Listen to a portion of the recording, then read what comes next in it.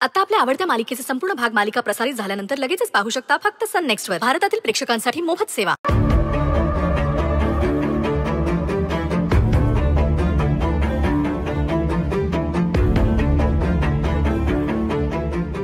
धनंजय येतील ना, त्यांची वाट तर बघते पण रागाच्या भरात आलेच नाही तर नाही प्लीज प्लीज या।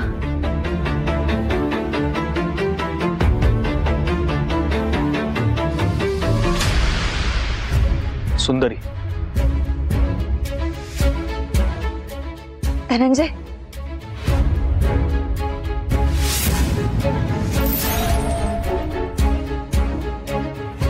बोला। मला वाटलं नव्हतं तुम्ही याल, पण तरी आलात त्यासाठी थँक्यू। तुम्ही बोलवलं म्हणूनच आलोय मी, आणि ही आपली शेवटची भेट असणार आहे।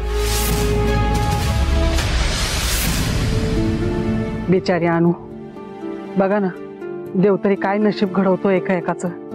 किती सुंदर हुशार तडपदार पोरगी, पण शेवट हा असा झाला।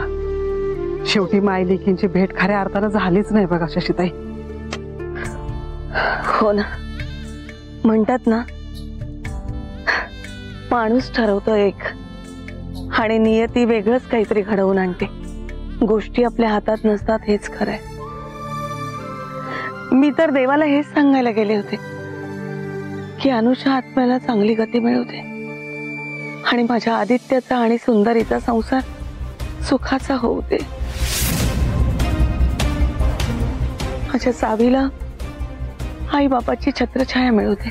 शशीताई, अहो तुम्ही काय बोलताय काय? हे आदित्य आणि सरूचं लग्न छे, आणि ह्या अशा वेळेला तुम्हाला बोलवतं तरी कसं हो? अहो, काल सुंदरीने सगळ्यांसमोर स्वतः सांगितलंय आदित्य बरोबर संसार करायला तयार आहे ती। ते सगळं सावीच्या काळजीपोटी बोलली ती, कारण आदित्य सावीला सगळं खरं सांगायला निघाला होता म्हणून सरू तसं बोलली। आणि शशीताई, आदित्य कालपर्यंत कसा वागलाय ते सगळं विसरलाय का तुम्ही? काही एक विसरलेली नाहीये मी, पण सुंदरी अनुला घेऊन आपल्याला काही न सांगता, ठाव ठिकाणा न सांगता कुठे घेऊन गेली होती हे पण नाही विसरले मी। आपल्याला नाही तर नाही, निदान आदित्यला तरी सांगायला हवं। कदाचित आज अनु जिवंत असते, नाहीतर ही आज वेळ आलीच नसती। पण आता सरूने चूक सुधारली आहे ना, सावीमुळे का होईना आदित्यबरोबर संसार करायला ती तयार झाली ना। मग तुम्ही आता त्याच्यामध्ये खोडा घालू नका आणि कुठली शंका घेऊ नका। मला पूर्ण खात्री आहे